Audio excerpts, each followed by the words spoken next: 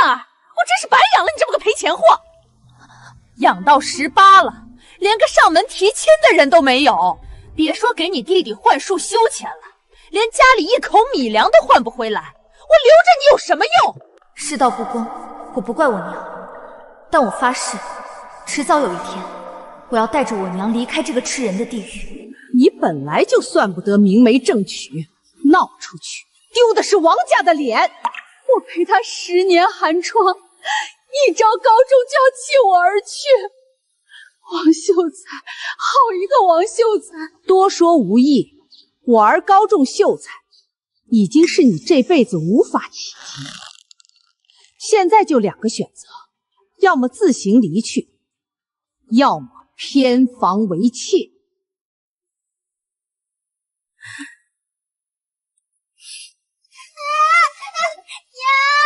别丢下我！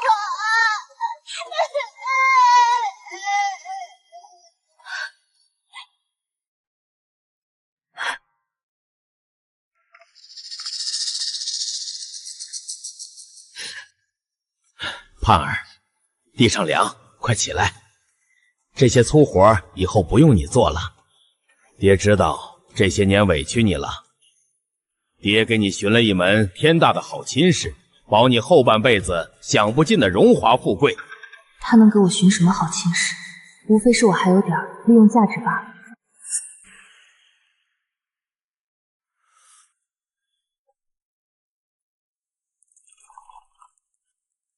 盼儿，你可听说过江南沈家？听过。沈家要纳妾，千挑万选，选中了你。盼儿，这可是天大的好机会。江南沈家100年世制，沈家男子年过45子方可纳妾。沈家家主沈松鹤今年刚好40，至今无子。盼儿，这可是天大的好机会！你只要进了沈家的门，给沈大人生下长子，那下半辈子就是享不尽的荣华富贵。到时候你在江南吃香的喝辣的，谁还敢再看不起你？爹就这么想把女儿送出去做妾？盼儿，爹也是为了你好。你看看你，都18了，京城还有哪家肯要你？爹为了这门亲事费了多少心思？费心思，恐怕是拿我换前程吧。哼，你也知道，你娘还在府里，你只要在沈家好好干，生下儿子，爹自然会好好待你娘。可你要是不听话，你娘在府里会过什么样的日子，你应该清楚。他还是用我娘做了人质。哼哼哼，好，我去。哎呀，还是盼儿懂事。来人，给小姐准备新衣裳，胭脂水粉。是，我没得选，去江南沈家，哪怕前路未卜，也还有一线生机。要么飞黄腾达救出娘亲，要么万劫不复。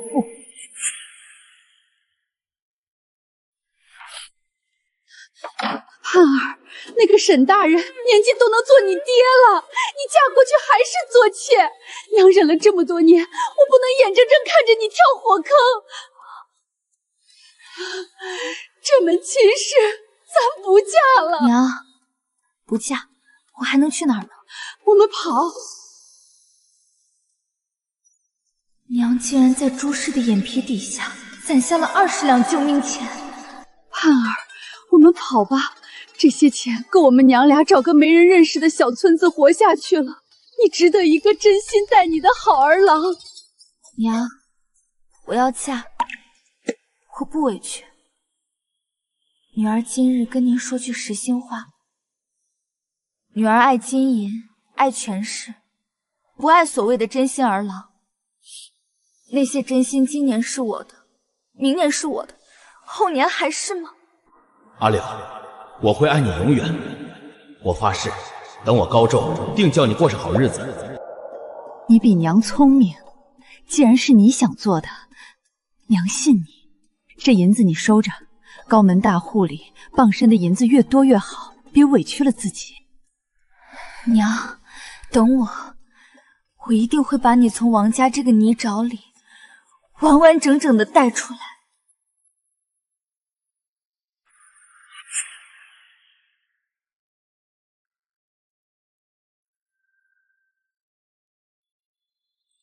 阿姐，这是我攒了1年的钱，都给你，你在路上买糖吃，别受委屈。秀儿，阿姐不能要你的钱，你自己收着防身。阿姐你拿着，我知道江南很远，阿姐这一去，不知道什么时候才能回来。秀儿，以后替姐姐多去看看姐姐的娘亲，别让她被人欺负了。姐姐谢谢你了。阿姐你放心，我一定会好好看着柳姨。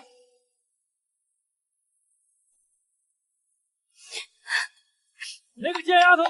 爹把她当宝贝疙瘩，我倒要看看一个给人做妾的赔钱货，什么金贵的。阿姐，我去拦住她，你别出来。开门，快开门！喂，小爷开门！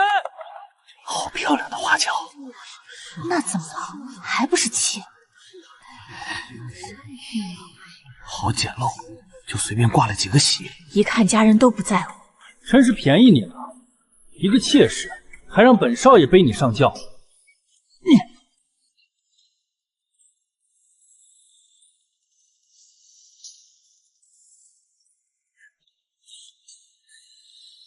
娘，等我，这一去，我没有回头路了。要么带着你远走高飞，要么客死他乡，永不回头。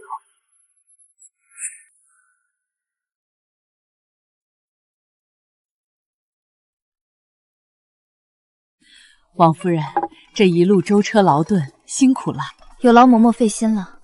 老奴是奉了老夫人的命来接夫人入府的，有些话得先说清楚，免得夫人坏了规矩。咱们沈家有祖训，男子年过40无子，方可纳妾。老爷和夫人伉俪情深，何府上下都看在眼里。这次纳夫人入府，全是为了子嗣。选中夫人，是因为夫人八字最合，最宜生男丁。说白了，沈家要的只是一个能生孩子的工具。嬷嬷放心，我懂规矩。入了沈府，我只会安分守己，绝不会给老爷和夫人添麻烦。夫人是个聪明人，只要守规矩，好好生下长子，下半辈子的荣华富贵少不了你的。深情专一的家主，天真柔弱的主母，还有护母心切的大小姐，这样的沈家根本容不下一个妾室，只能走一步看一步了。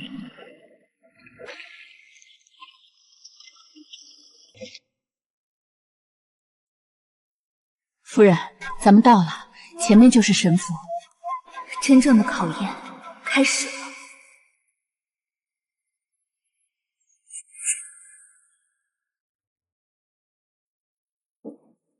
轿子里的人，就是那个来抢我爹的狐妹子。时辰快到了，怎么还没人开门？大小姐，您怎么在这儿？这是老夫人定下的王夫人，快让开，别误了吉时。什么夫人？我沈家不承认。我爹和我娘好好的，要什么夫人？我告诉你，今天有我在，你就别想进这个门。小云志看着父母琴瑟和鸣，突然冒出个气，怎么可能不恨？他这是在给下马威，也是在向所有人宣告，他和他娘绝不欢迎我。大小姐，老夫人的吩咐，您别让奴婢为难啊！你少拿祖母压我，她就是个贪图富贵、想攀高枝的狐狸精，别想破坏我爹娘的感情。夫人，您别往心里去。大小姐从小看着老爷夫人琴瑟和鸣，一时想不开，老奴这就去禀了夫人，让人来劝劝。有劳嬷嬷了，现在说什么都没用，跟一个在蜜罐里长大的姑娘争辩，只会适得其反。我只能等。大小姐，夫人身子不适，叫您赶紧过去呢。算你走运，你给我等着！起轿，进府。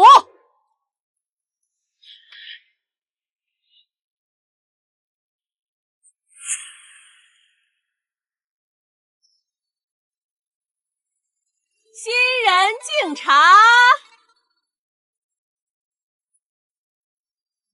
这就是沈夫人卫士，快40的人了，看着却像20几许，眼里满是不谙世事的天真，看来是被沈松鹤保护的极好。你住西院吧，一应吃喝用度，府里不会短了你。谢夫人。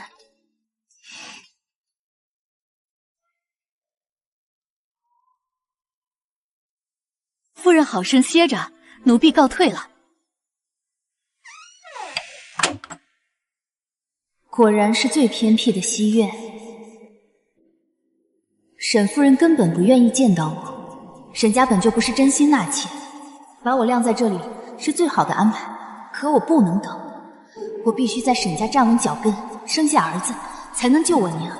若是沈松鹤一直不来，我所有的计划都将化为泡影。我必须想办法打破这个僵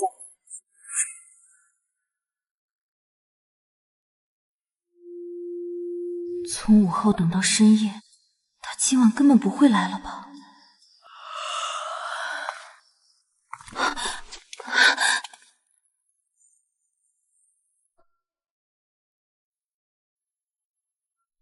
盼儿，舟车劳顿的来，辛苦了。以后就在沈府安稳住下，我们不会亏待了盼儿。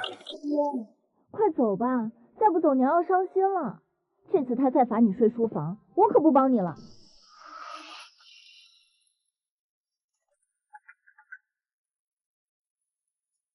夫人，用膳吧，这都是厨房刚送来的。吃穿用度果然没有半点亏待，可除了这些下人，整个沈府再也没人记得我。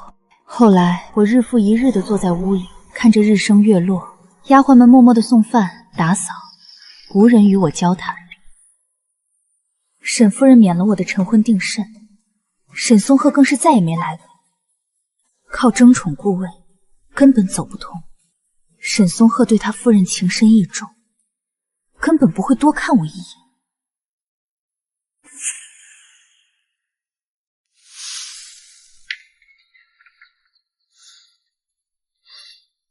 小丫头，你过来。夫人，起来吧。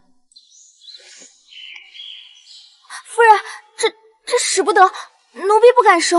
你别怕，我初来乍到，不懂府里的规矩，只想跟你打听两件何府皆知的事，你只管说，绝不会有第三个人知道。夫人，请问，奴婢知道的一定都告诉您。第一件，府里这次纳妾到底是为了什么？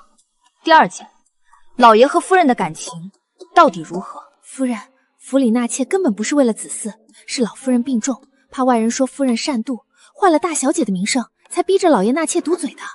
至于老爷和夫人，那感情是江南出了名的好，老爷眼里只有夫人，连丫鬟都不多看一眼。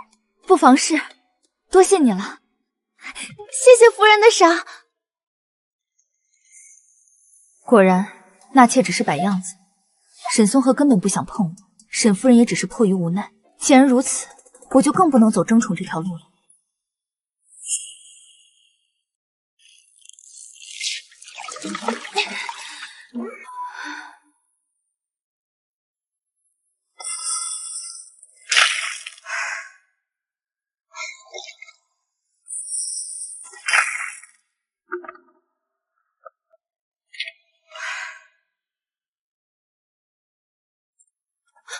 夫人，你怎么了？来人，快去请大夫，快去禀报夫人！来人！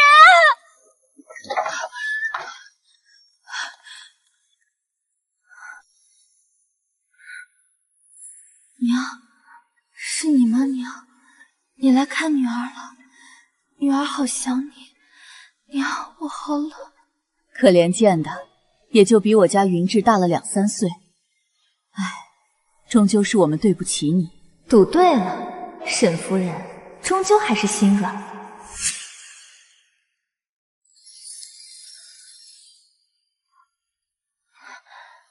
夫人，妾给夫人请安，劳烦夫人亲自过来，是妾的不是。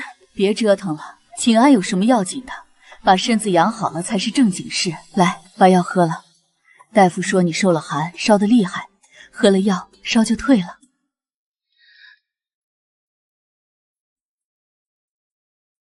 喝口水，压压苦味。你这孩子怎么这么不爱惜自己？这屋子到底离人太远了，没人气就容易生病。等你好了，我给你挪个院子，离主院近一些，也方便人照顾。多谢夫人，夫人仁慈，妾无以为报。你别这么说，说到底，是我们沈家委屈了你。你们好生伺候着，缺什么少什么，只管去账房直取。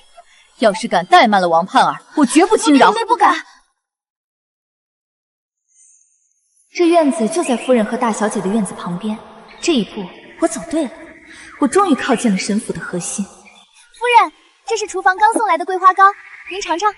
放着吧，辛苦你了。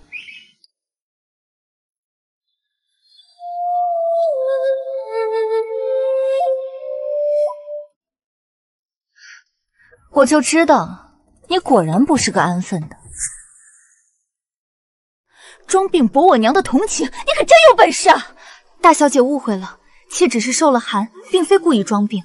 夫人仁慈，体恤妾身子弱，才给妾换了院子。你少在这里花言巧语！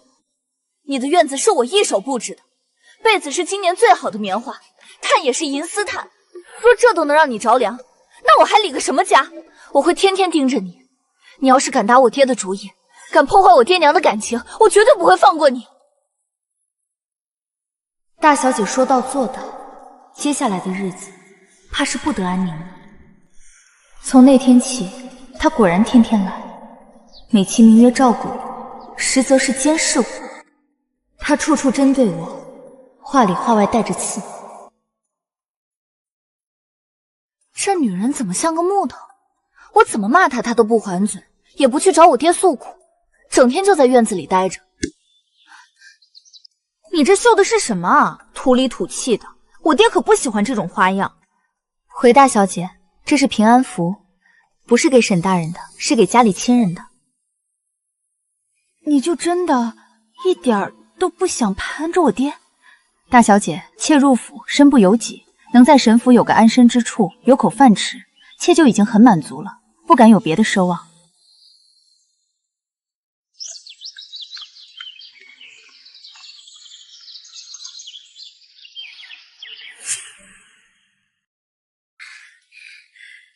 各位，这是我们府里的王盼儿，性子安静，大家别拘束。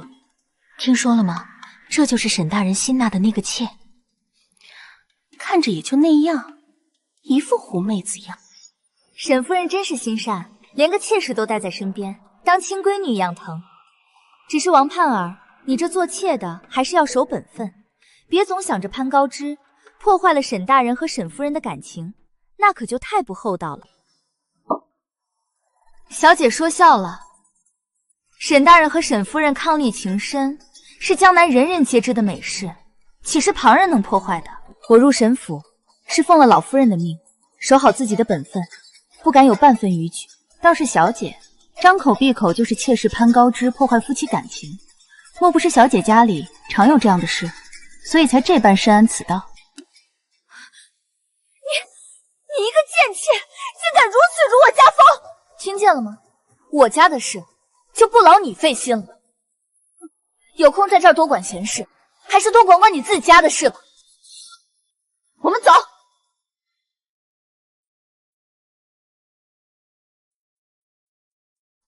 喂，你刚才还挺厉害的，那女人平时就爱耀武扬威，今天真是大快人心。我只是见不得别人拿沈家、拿夫人和大小姐做法子。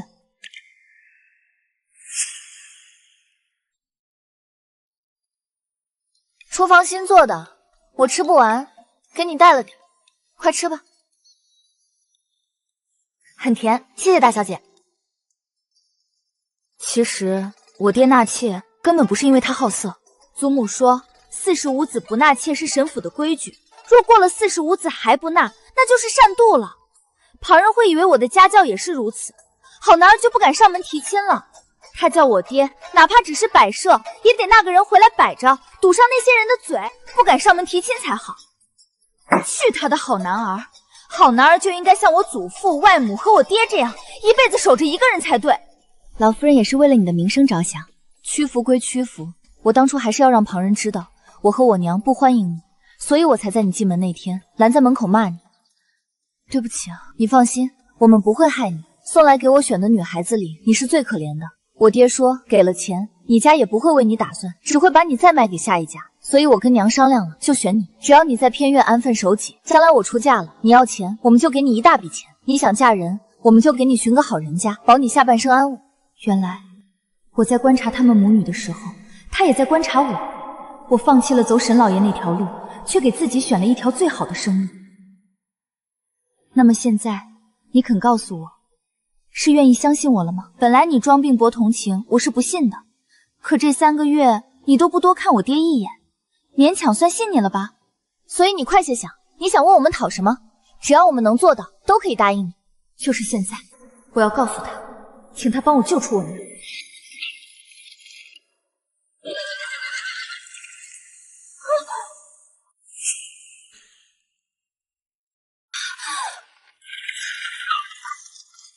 王姐姐，你怎么了？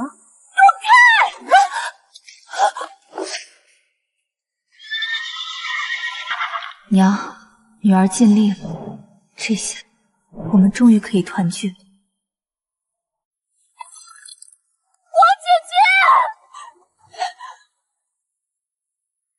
拉住缰绳，慢马腿！王姐姐，你别吓我，对不起，都是我的错，是我没看好马。大夫呢？快去叫大夫啊！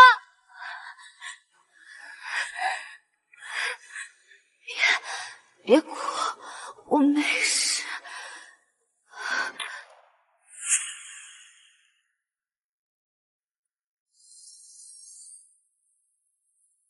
盼儿，好孩子，你终于醒了，感觉怎么样？胳膊还疼不疼？要不要叫大夫来看看？王姐姐，你终于醒了！你知不知道你差点就没命了？你真是吓死我了！好孩子，这次真的是多亏了你。当时那种情况，若不是你毫不犹豫地冲出来替云志挡了那一下，云志说不定命都没了。盼儿，你救了我女儿的命，从今往后你就是我亲闺女了。有我在一天，沈家就绝没人敢再委屈你半分。夫人言重了，那是妾该做的。大小姐平日里待妾亲厚，妾怎么能眼睁睁看着大小姐出事？你这孩子怎么还总妾啊妾的自称呢？以后没有外人的时候，在我面前你就叫我一声姨母，自称名字就好。我们沈家绝对不是那些不通情理、忘恩负义的人家。你救了云志，就是我们整个沈家的大恩人。对，王姐姐，以后你就是我嫡亲的亲姐姐。谁要是敢在背后嚼舌根欺负你，我沈云居第一个不答应，我非撕烂他的嘴不可。王盼儿，这次沈某多谢你救了小女，沈某欠你一个天大的人情。是啊，你有什么想要的，或者有什么委屈，只管开口，只要是我沈家能做到的，一定尽全力满足你，绝不食言。夫人，我不敢妄想旁的，只求您一件事，您救救我娘吧。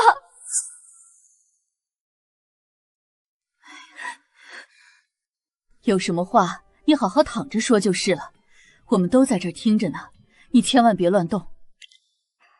姨母，我实在是走投无路了。我爹他根本不配为人父。当年我爹还是个穷书生的时候，是我娘没日没夜的做绣活供他读书。可他一朝高中，为了攀附权贵，竟然忘恩负义，硬生生把我娘从正妻贬为了妾室。这些年，我和我娘在王家，简直过得连下人都不如，做牛做马，任由那个毒妇欺凌打骂。我爹不仅不管不问，为了他自己的前程，甚至拿我娘的性命来威胁我。他逼我替嫁到沈家做妾，如果我不听话，他就要活活折磨死我娘。这世上怎么会有这般狼心狗肺的男人？贬妻为妾，还让你们亲生母女任人糟践，他简直就是个畜生！这个王秀才简直欺人太甚，畜生不如。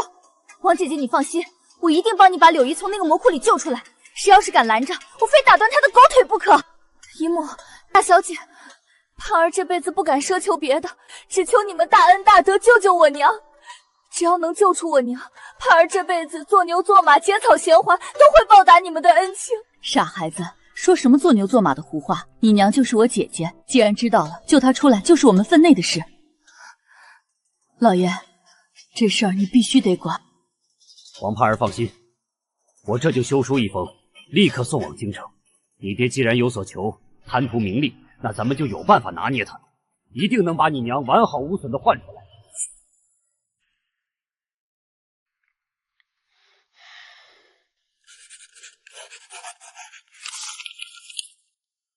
来人，800里加急，快马加鞭送往京城，交给张大人，绝不可耽搁。是，老爷。娘，你再等等女儿，女儿很快就能把你从那个地狱里救出来。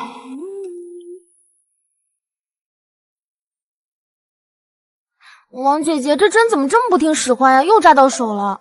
大小姐，拿针得用巧劲儿，不能生拉硬拽。你看，像这样。盼儿、云志，快停下歇会儿。厨房刚炖好的极品燕窝，趁热喝了。姨母，您怎么天天都往我这儿送补品？盼儿都快被您养胖了一圈了。你身子底子太弱，受了那么重的伤，不补怎么行？快坐下喝。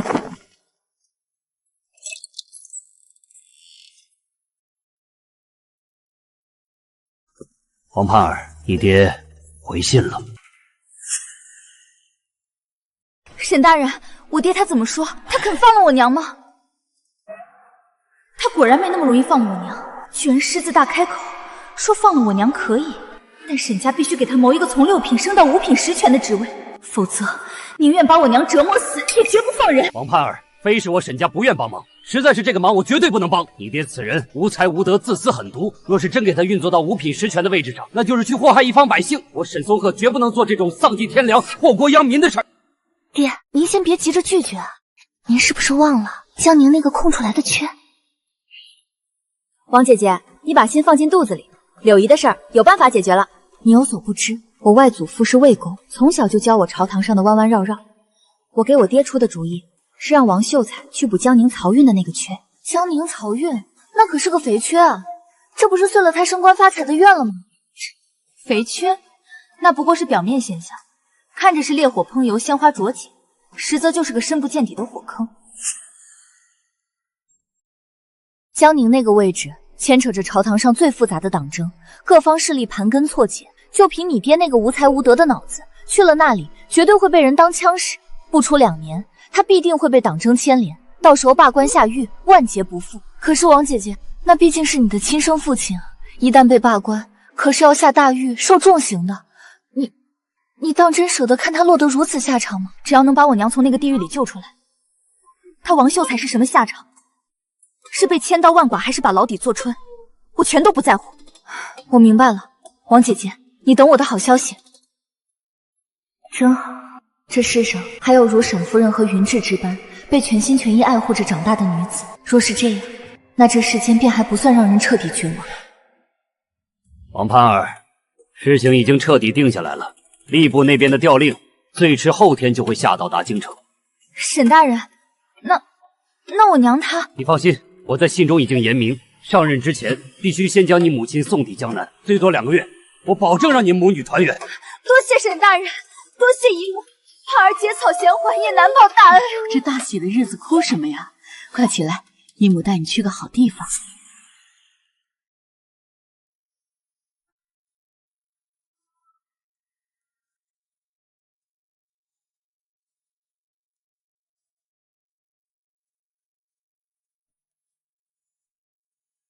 盼儿，你娘很快就能来江南了。这处院子就在城南，离咱们神府也不远，环境又清幽。等你娘来了，你们母女俩就搬到这里来住，再也不用看别人的脸色了。夫人，谢谢您，您给了我和我娘一条活路，这份恩情，盼儿这辈子生生世世都不会忘。傻孩子，一家人不说两家话，跟我客气什么？这院子我送给你，盼儿，姨母祝你从此以后日日是好日，岁岁常欢宜，再也不受半点委屈。好，很好。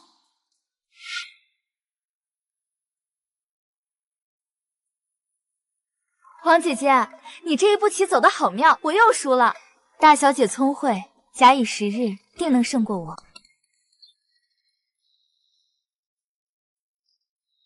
王夫人，老夫人请您过去一趟。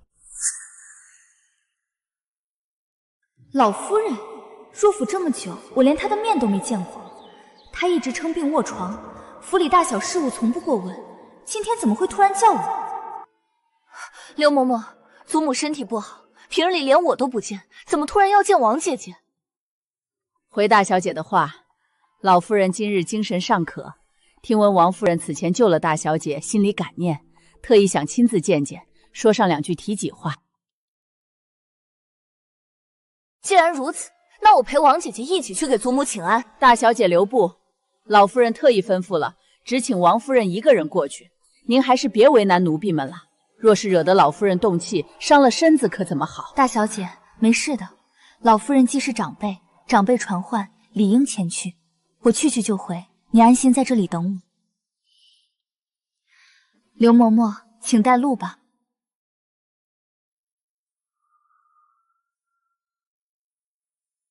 王夫人，老夫人在里面等您，快进去吧。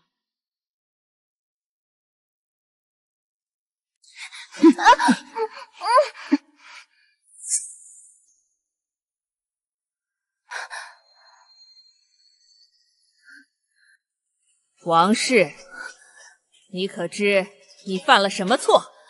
妾愚钝，实在不知哪里做错了，还请老夫人明示。哼，好一个愚钝！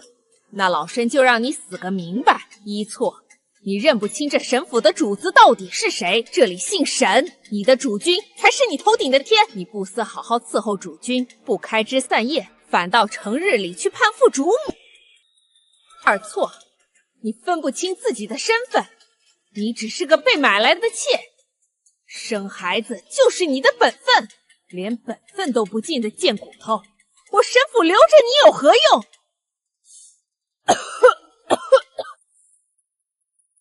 三错，你竟妄图跟我那嫡出的孙女攀交情，那是我沈府的金枝玉叶，岂是你这等低贱之人能近身的？你救了她，那是你这贱妾的本分，不是你攀附的资本，你可知罪？老夫人息怒，妾实在不敢。妾入府以来，一直安分守己，待在西院，不敢有半分逾矩。救大小姐，是妾心甘情愿、情急之下的本能，绝未想过以此攀附大小姐和夫人。安分守己？你入府快半年了，肚子里连个响动都没有，这也叫安分守己？我沈家花大价钱纳你进来，不是让你白吃白喝的，是让你给沈家开枝散叶、生儿子的。来人，给我把这贱妇摁住，上药！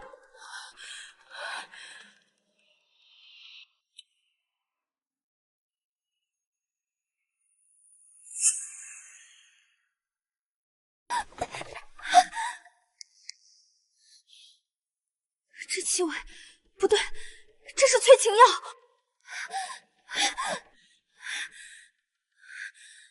你们到底要做什么？放开我！我是沈家的良妾，老夫人，你不能这么对我。不能，我沈家纳你进门，图的就是你的肚子。你自己不争气，不肯伺候主君，那老身就只好勉为其难，亲自来帮你一把。这碗药喝下去，今晚你就能怀上我沈家的嫡孙。只要你生下儿子，老身保你下半辈子荣华富贵。可你若是敢不听话，那你远在京城的亲娘会有什么下场？你应该比我更清楚。我娘，他们居然查到了我娘的下落，又是用我娘的命来要挟我，跟王家那个畜生父亲一模一样的手段。乖乖喝药吧，二夫人，喝了药就都没事了。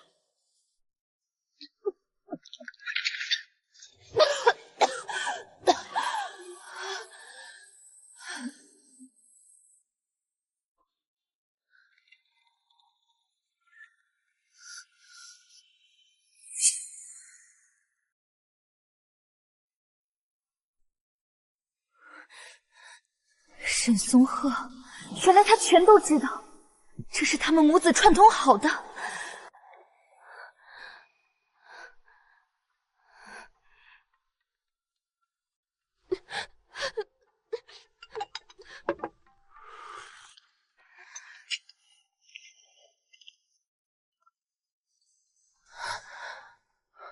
明日整个府里都会传遍，是你这个不安分的妾室给我下药，我迫不得已才宿在了你的房里。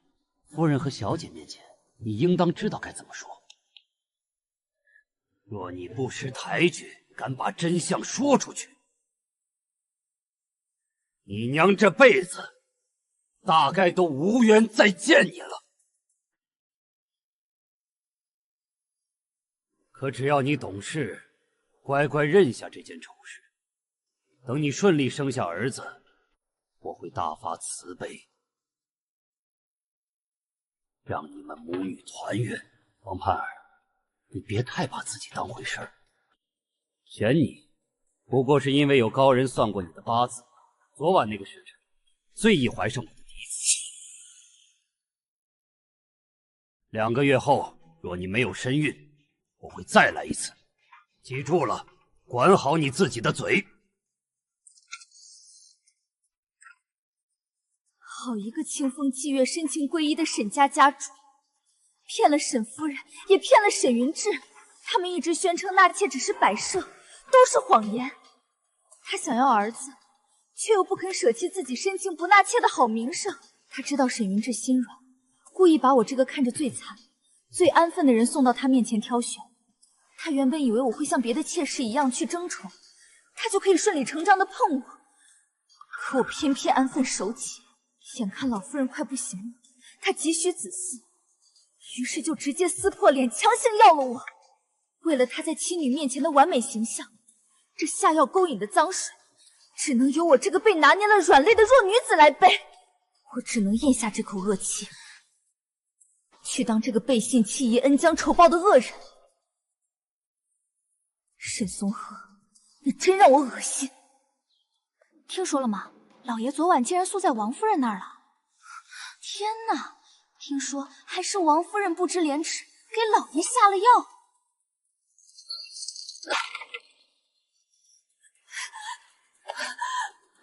王盼儿，外头那些人都是骗我的，对不对？明明昨天你还拉着我娘的手千恩万谢，怎么一转头你就去爬我爹的床？我不信我沈云志瞎了眼看错了人。你否认了！你快告诉我，那不是真的！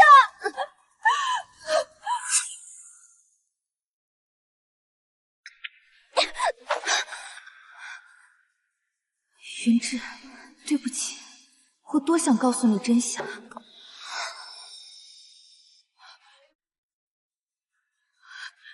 王盼儿，我不求名利，只求与我夫君一生一世一双人。我究竟哪里对不起你？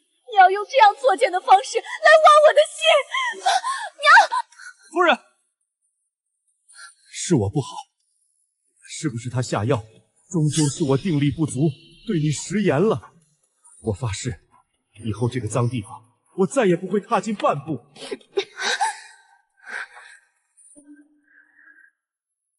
沈云志，对不起。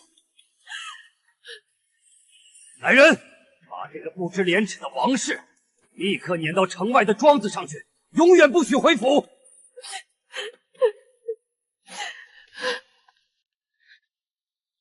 小姐，我知道错了，可我本就是沈府花钱买来的妾，如果被赶出府，我上哪儿去找比老爷更富贵的依靠？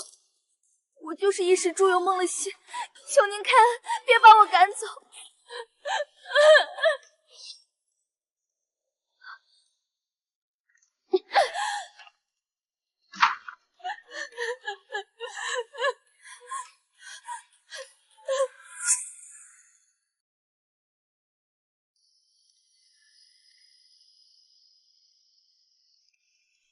别装睡了。大小姐深夜造访，看来是心里有祸。不是你让我来的吗？我之所以回来，是不愿意相信自己观察你这么久还信错了人。说吧，你还有什么辩解之词？昨晚被下药的人，不是你爹，是我。你说什么？王盼，你知不知道你在说什么？那是我爹！你要是敢为了推脱罪责骗我，我绝对不会放过你。我没有骗你。从你祖母把我叫去给我定了3宗大罪开始，这就是一个局。他强行让婆子按住我，给我灌下那碗情药，然后你那位清风明月的父亲就从佛堂的暗门里走了出来。他逼迫我认下所有的罪名，他拿我娘的性命来威胁我，他精心布局骗了你，也骗了你母亲。他只是把我当成一个生育工具，还要把所有的恶名全都泼到我一个人的身上。不可能，不可能的。这就是证据。你祖母房里铺着一块松鹤图的地毯，松鹤的眼睛都是用这种珍珠镶嵌的。昨晚我最后清醒之际，死死抓着地毯，扣掉了其中一颗。你祖母病重，若不是她昨晚强行掳了我去，我一个低贱的妾室，这辈子都踏不进去半步。好，说你说我要你后悔，竟敢污蔑我的家人。若所言非虚，我也会给你一个公道。这一局，我把所有的身家性命都压在你的身上了，沈云志，别让我失望。有些人啊，就是心比天高，命比纸薄。主君好心收留，竟干出那种下作勾当，就是还以为自己能飞上枝头变凤凰。整整2天了，沈云志一点消息都没，整个沈府都把我当成了勾引主君的白眼狼。我不能慌，我相信只要他去查，就一定会查到真相。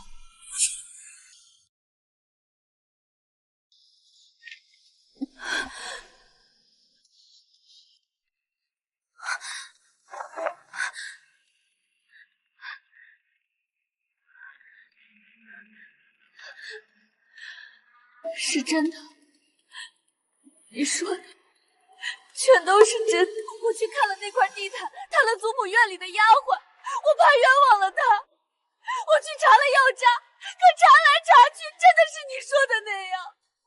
王姐姐，一个儿子就当真如此重要吗？她舍得为了那个虚无缥缈的儿子这么伤害我和母亲？那个清风明月的父亲真的是我父亲吗？你说，如果我是个男孩，父亲是不是就不用如此了？沈云志，你给我清醒一点！是男是女从来都不是我们可以选择的，这不是你的错，从来都不是。这世上还有其他亲人在无条件的爱你，沈夫人爱你，你的外祖父也爱你。外公临去前跟我说，他将忠于他的人和产业都留给了我，他说只有我才是母亲永远的依靠。也许那时候他就已经不放心父亲了。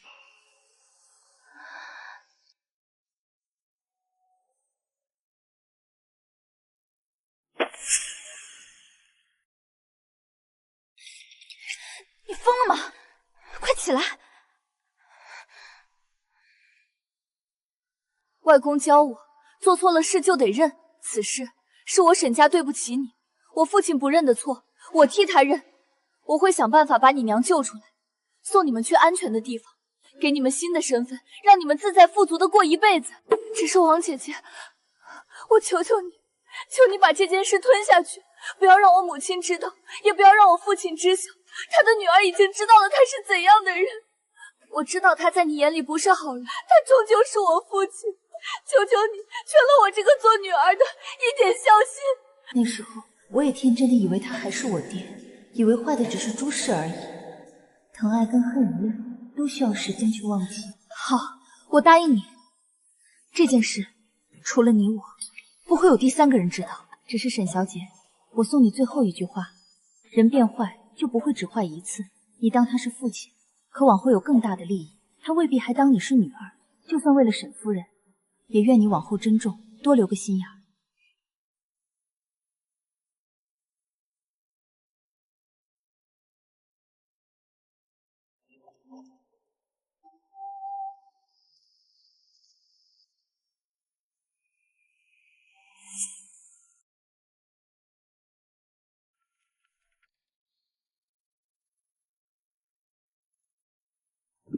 真是晦气！主君发了话，说你以下犯上不知廉耻，把你撵到这城外庄子上思过。这吴嬷嬷名为照顾，实则是替老夫人看管我。可他们不知道，庄子上的人大多都是沈云志外祖留下的旧部，名为看管，实则是将我保护起来。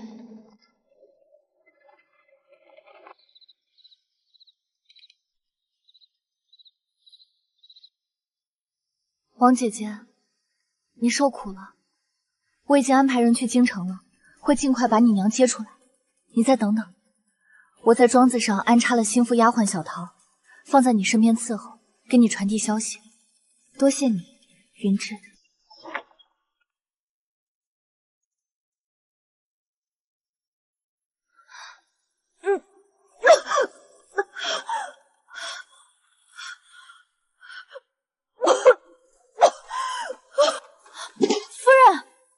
你怎么了？这是不是哪里不舒服？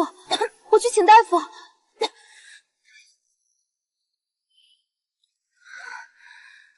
别慌，先给我倒杯水。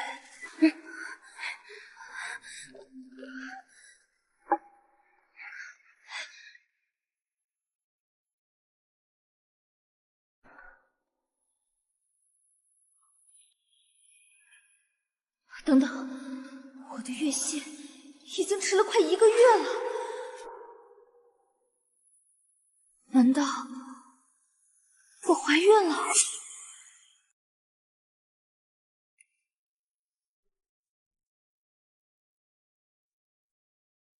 恭喜王夫人，您这是有喜了，已经快1个月了，胎相很稳。哎呦，我的好夫人！小桃，快去炖燕窝，以后夫人就是咱们庄子上的活祖宗。哎，好，我真的怀孕了，怀了沈松鹤的孩子。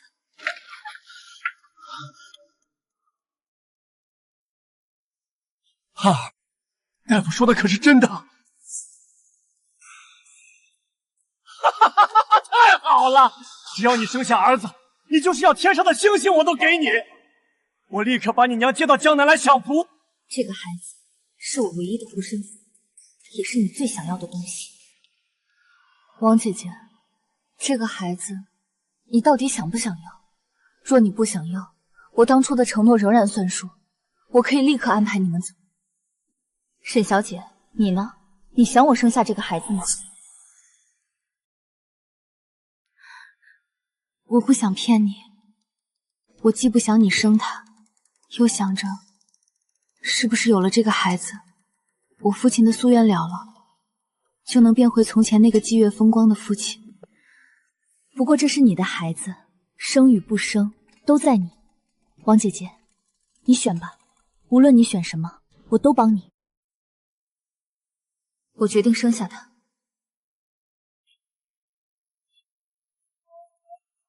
你真的想好了吗？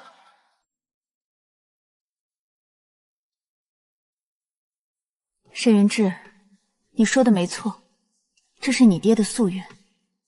若我没怀孕就逃走了，他恼怒过后，或许也就算了。可现在，我真如那个所谓高人算的，怀了孕。我若是打掉了这个孩子，他就一定会觉得我打掉的是他心心念念的儿子。我爹那人表面温润，实则心狠手辣，他定会把这笔账算在你头上。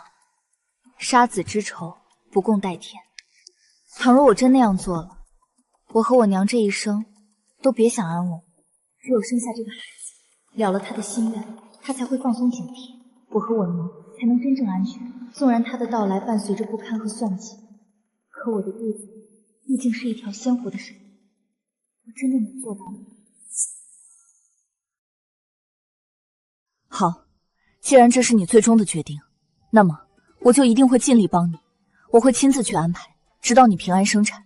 至于吴嬷嬷那边，你也不必忧心，我自会妥善打点，绝不会让她有机会给你半分气手。你现在唯一要做的就是放宽心，好好休养身体。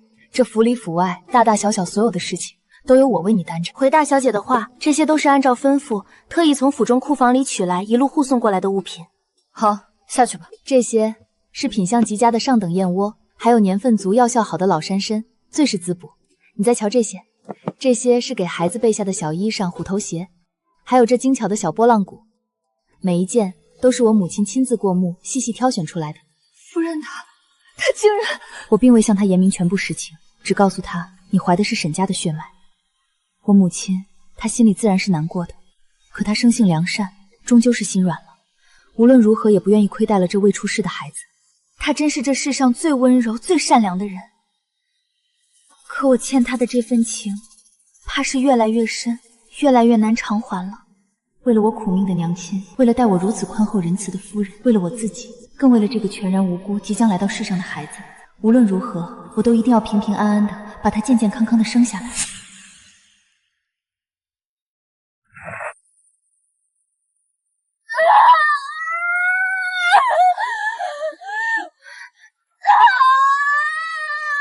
夫人，用力啊！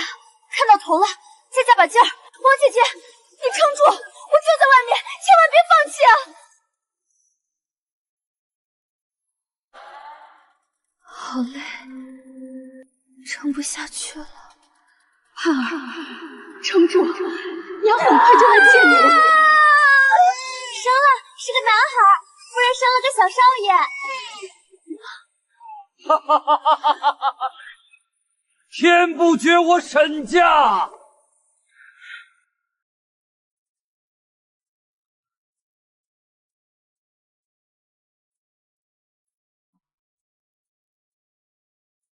王姐姐，你醒了，太好了！你生了个大胖小子，可把我爹高兴坏了。夫人，您可是咱们沈家的大功臣，老爷给小少爷取了名字叫沈为亲，为精为一，亲若昊天，多好的寓意啊！沈为亲，我的为亲。可惜呀，差一点儿，就差一点儿，老夫人就能听见我报喜，知道是个男孩了。嬷嬷这话是什么意思？就在小少爷出生的前一夜，老夫人没熬住，去了。前一夜，沈老夫人为了这个嫡孙算计了一切，却在孩子出生的前一夜死了，到死都没能等到她心心念念的孙子。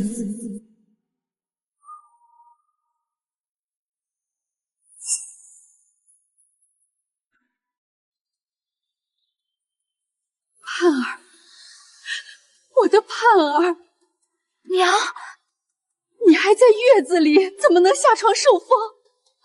娘，真的是你，我不是在做梦吧？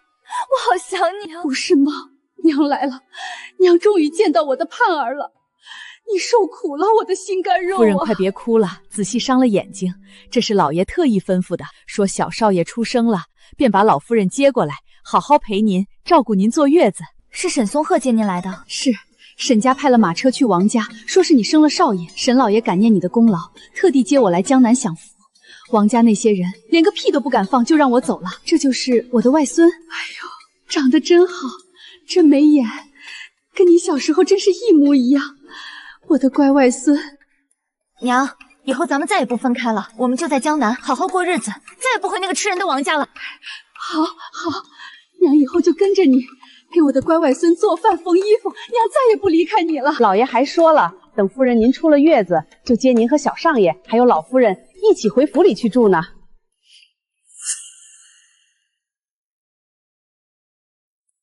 看见我打坏人！哎呦，我的小祖宗，你慢着点跑，别摔着了。娘，您别管他，男孩皮实些好，摔一跤也不碍事。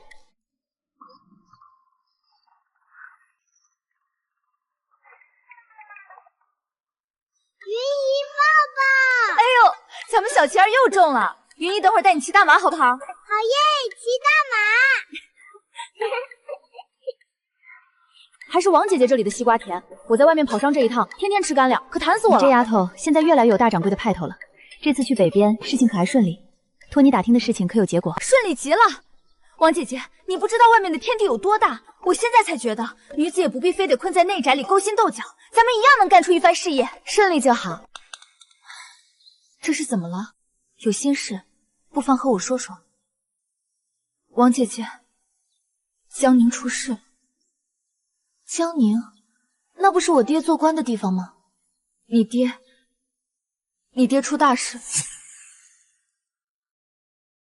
江南发了100年不遇的大水灾，堤坝冲垮，死了无数人。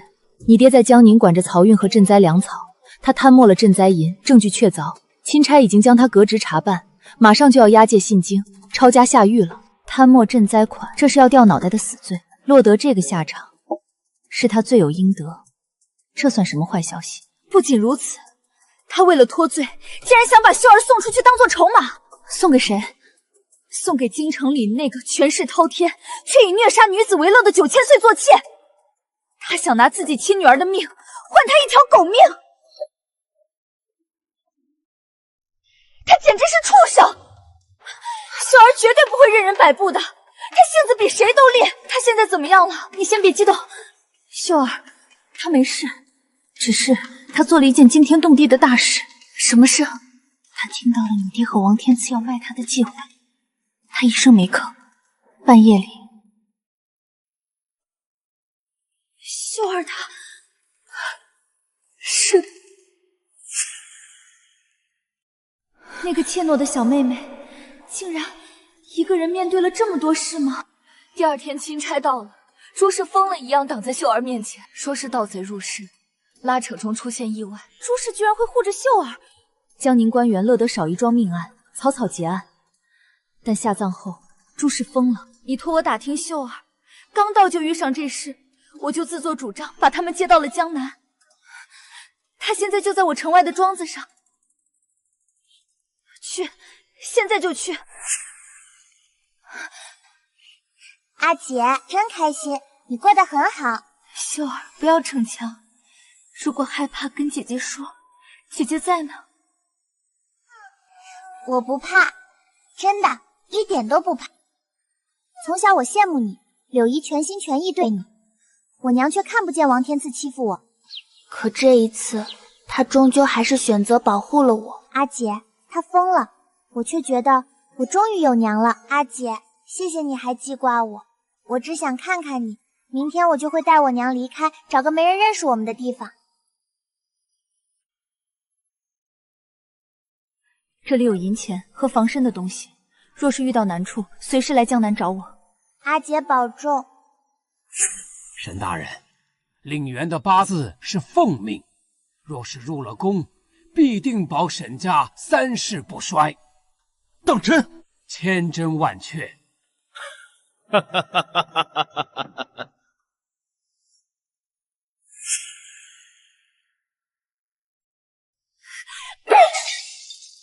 他疯了！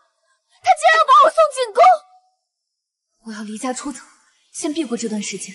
王姐姐，你万事小心。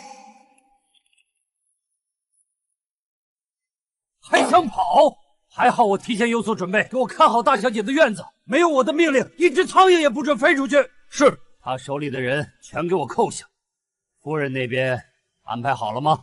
慈云寺那边都是我们的人。等夫人祈福回来，云芝已经在宫里了。夫人，不好了，大小姐被老爷软禁了。怎么回事？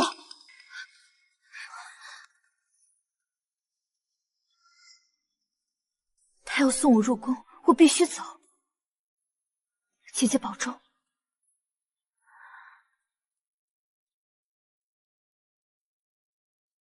他疯了，夫人怎会不知晓此事？夫人被老爷哄去慈云寺祈福了，要在寺里住1个月，那里全是老爷的人，夫人根本不知道府里发生了什么。你一定要想办法救救大小姐啊！好一个沈松鹤，隔绝母女联系，软禁云芝。等夫人回来，一切都晚了。沈松鹤现在最在乎的就是这个儿子，只有他能帮我见到夫人。大树树，我要去外面看树树。慈云山的大树树，大叔叔，慈云山的大叔叔，大树树，慈云山的大树树。嬷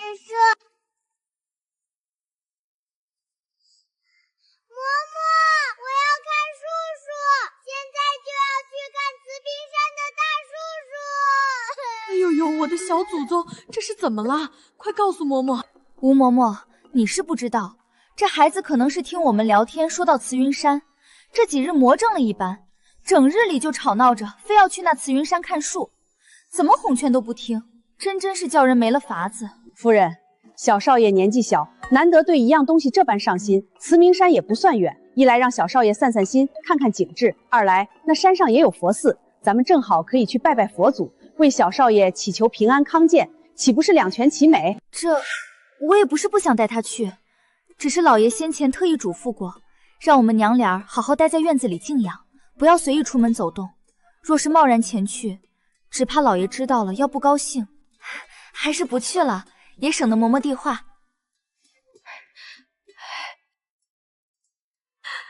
吴嬷嬷，你可一定要自作主张，把我的话好好的带到啊！禀报老爷，老奴有事禀报。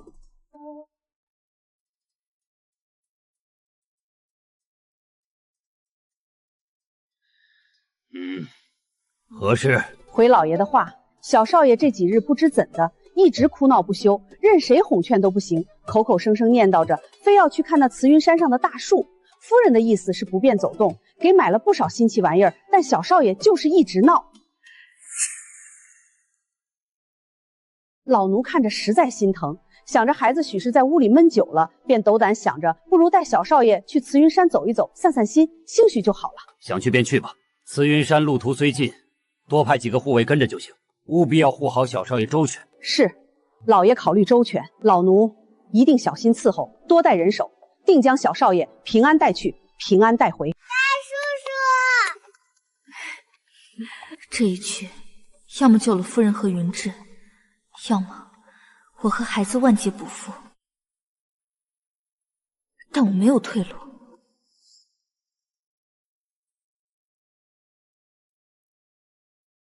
王夫人，老爷吩咐，您和小少爷只能在山脚下转转。瞎了你的狗眼！小少爷想进寺里拜佛，你敢拦？大叔叔，我要进去看大叔叔。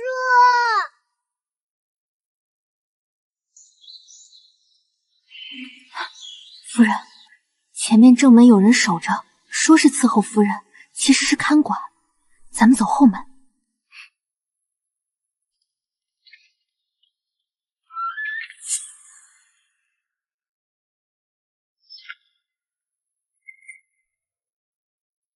你怎么来这里了？夫人，您不要高声说话，听我讲完。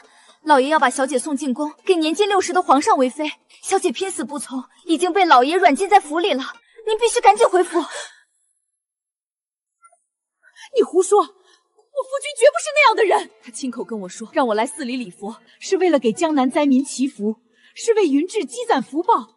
他怎么可能把亲生女儿送进宫？你果然是本性难移。当今圣上已年近60。我夫君如何会这般坑害云志？你这是又想来挑唆我们夫妻的感情？这是小姐亲笔写的求救信，她的笔迹您总该认得。夫人，你我身边现在全是老爷的耳目，我们时间有限，拜托你一定要听我的话。您看完信后，千万不能回家跟老爷对峙。若您一回府也被软禁起来，那小姐就彻底完了。母亲见信如故。父亲欲以女儿换取世福，欲送女儿入宫侍奉老皇帝，女儿不愿，已被软禁，插翅难飞。母亲，我母亲救我！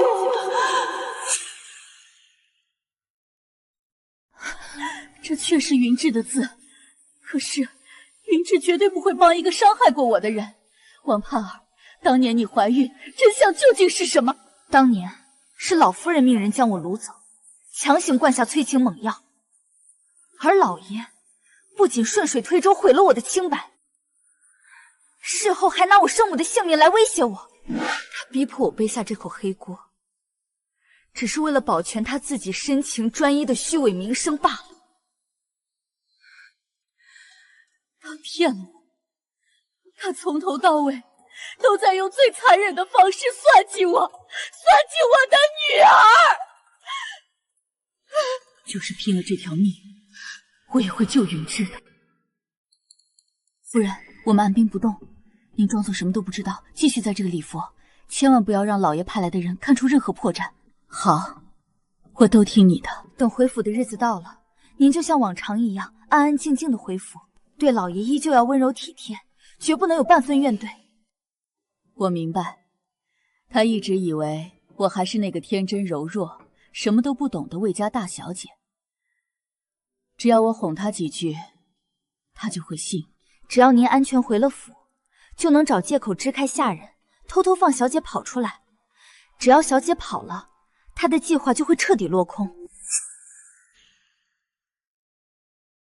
盼儿，我真的要谢谢你，不光是谢你甘冒这么大的风险，专程跑来告诉我这个残酷的真相，更要谢谢你到了这个时候，心里头还惦记着云志，还想着要救他。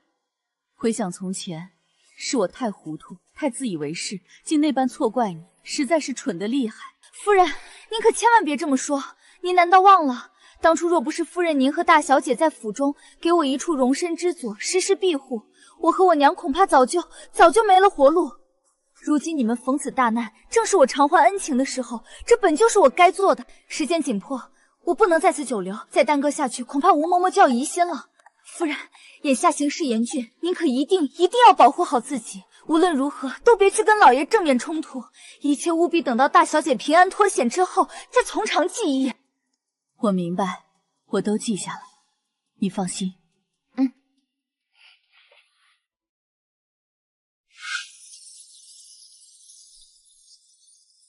小少爷，慢点跑，别摔着了。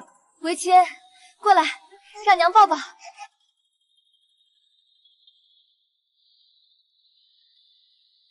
夫人去寺里可歇好了，这脸色看着还是有些苍白。喝了杯热茶，好多了。起风了，咱们回府吧。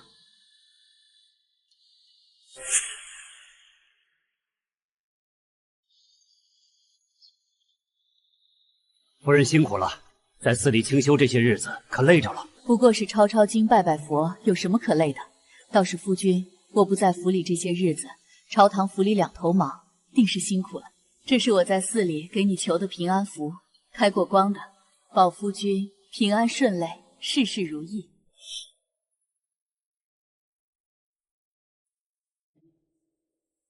我已经偷偷见过云志，并且已经定好了计划。3天后夜里就找机会让云志逃出来，你不必忧心。还好他没冲动。夫人，这下您总该放心了吧？只要小姐跑出来，沈老爷的计划就全泡汤了。还是不能掉以轻心。你这几天天天去沈府附近盯着，找相熟的下人打探消息，府里有任何风吹草动，立刻回来告诉我。哎，我知道了，夫人。夫人，怎么了？沈府出什么事了？是不是云志那边露馅了？是沈夫人。府里的下人说，夫人今晚备了上好的梨花白，还有几样精致的小菜，晚上要去书房跟老爷论诗。什么？他们还说，老爷和夫人每个月都有这么一次，只要是两人在书房论诗，绝对不许任何下人靠近书房半步，连送茶都不行。是我错了，我以为他只想救云志出来，可我忘了，她是一个母亲。他被沈松鹤骗了一辈子，毁了一辈子，他可以忍，可以不计较。可沈松鹤要毁了他女儿的一生，他绝对不会忍。他不是要跟沈松鹤论诗，他是要跟沈松鹤同归于尽。快，赶车去沈府，用最快的速度，快！沈夫人，你千万不要做傻事，一定要等我，一定要等我！站住！什么人敢乱闯沈府？睁开你的狗眼看看，小少爷突发疾病，命悬一线，我要立刻见老爷。谁敢拦我，耽误了小少爷的病情，你们几个脑袋担待得起吗？请进。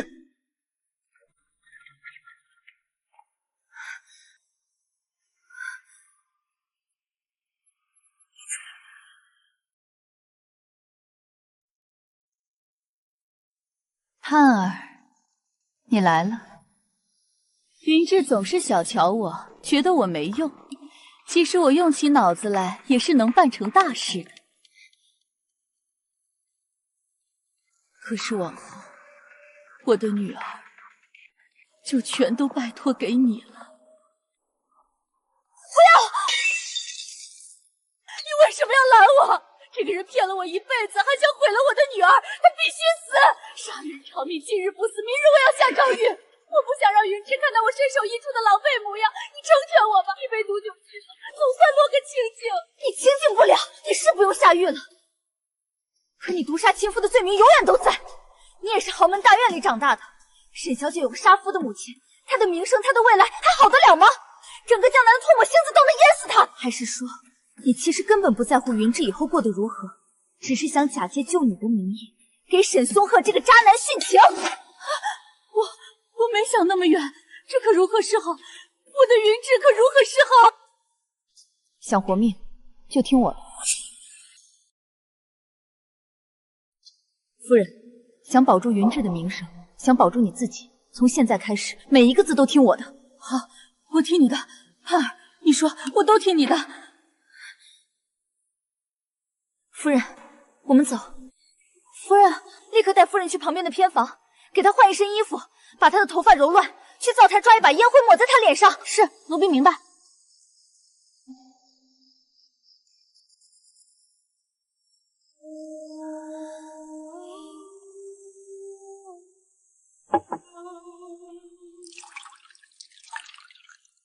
你这伪善的一生，就在这把火里烧干净吧。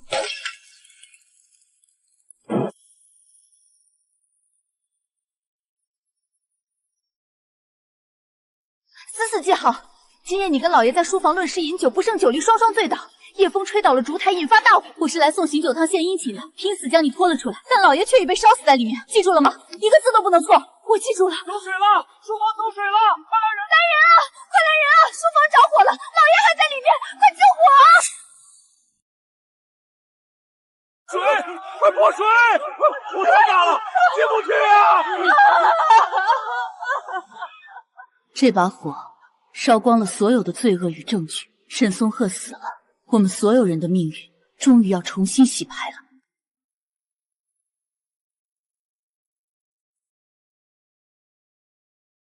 官府的人走了，里里外外查了3遍，我们的口供严丝合缝，定案了。意外失火，沈大人不幸葬身火海。爹，也许我从没真正认识过你。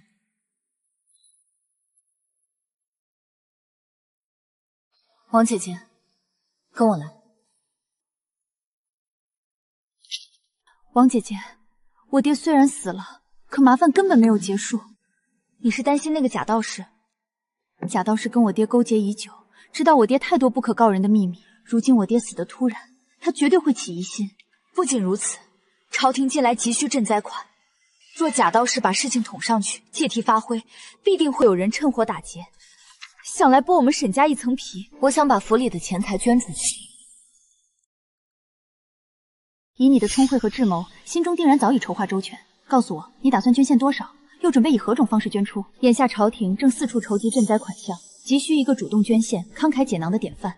我们若率先将钱财献上，即可缓解水灾的急困，更能在朝野之间赢得主动。朝廷收了我们的捐献，也会给我们一番褒奖。而此后，若还有人想深究你父亲的死因，在旁人看来，那便是贪心不足，甚至是逼迫忠良之后，我们反而能借此站稳脚跟。正是如此，这不仅是捐献，更是眼下打破僵局的关键一步。可是王姐姐，这家中的财物，为亲同样有份，若真捐出一半，便等于动了你们母子赖以立足的根本。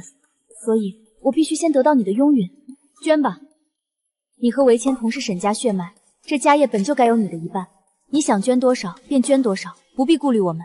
王姐姐，那可是整整一半的家产，你真就一点也不觉得可惜？我没读过多少圣贤书，也说不出什么大道理，但我明白，金银财宝若是只堆在库中，不过是一堆无用的死物。倘若能拿来拯救千万灾民的性命，那才算真正发挥了他们的价值。好，那我即刻去办。不仅是沈家名下的产业，连我外公生前留给我的那一份，我也一并捐出去。至于那个知道内情的假道士，我自有办法让他永远开不了口。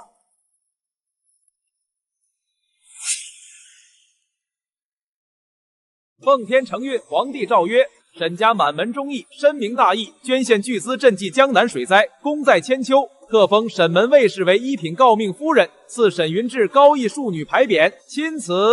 臣父叩谢皇恩，吾皇万岁万岁万万岁！恭喜诰命夫人。另外，沈小姐随赈灾款一同呈递上京的折子，皇上也看了。皇上感念魏大公爷昔日的功勋，特准了沈小姐的请求。皇上准了你过继回魏家的折子，从今天起，你不再是沈云志，而是魏云志了。是啊，外祖家门庭冷落，终于有后了。我娘高兴的昨晚一夜没睡。江南的沈家还有剩下的这些产业，完完全全留给你和维新了。你是什么时候起的心思，连沈家的姓氏都不要了？魏家绝嗣了，魏家的一切如今都落在我这个姓沈的手里。你将来也是要嫁人带去别人家的，我绝不允许沈家也落入魏家那个绝嗣的境地。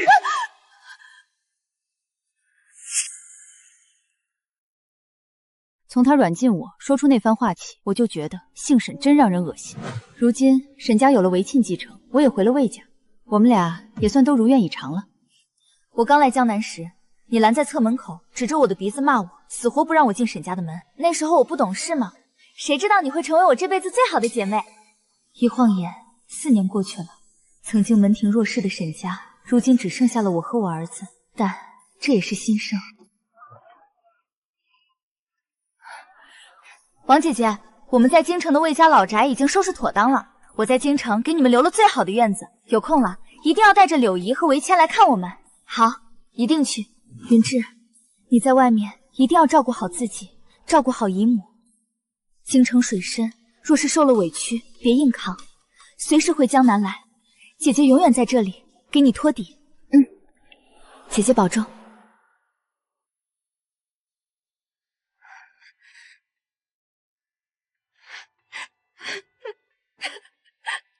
4年的时间，物是人非，那些痛苦的、挣扎的过往，都随着江水流走了。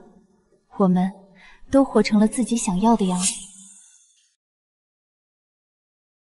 夫人，这是名下5家绸缎庄和3家米铺这个月的进项，比上个月又多了1成。好，给伙计们的赏钱不要吝啬，吩咐下去，月米多发半个月的工钱。是，夫人御下有方，大家伙儿都干劲十足呢。娘，快看我抓到了什么！哎呦，我的小祖宗，你慢点跑，当心摔着！哎呀，娘，我一点都不疼。皮猴子，还不快去洗手，晚上打你手心！娘才舍不得打我嘛。魏云志每个月都会给我写信，讲大江南北的风光。他依旧在寻找那个能与他一生一世一双人的人，没有被沈松鹤那个渣男磨去对生活的热情，真好。盼儿啊，以前总听人说，男人在外头挣家业、撑门线才是最风光的乐事。如今看着你把这几家铺子打理得有声有色，一家子和和美美，才明白咱们女人自己挣来的好日子比什么都痛快。娘，你真是越来越通透了。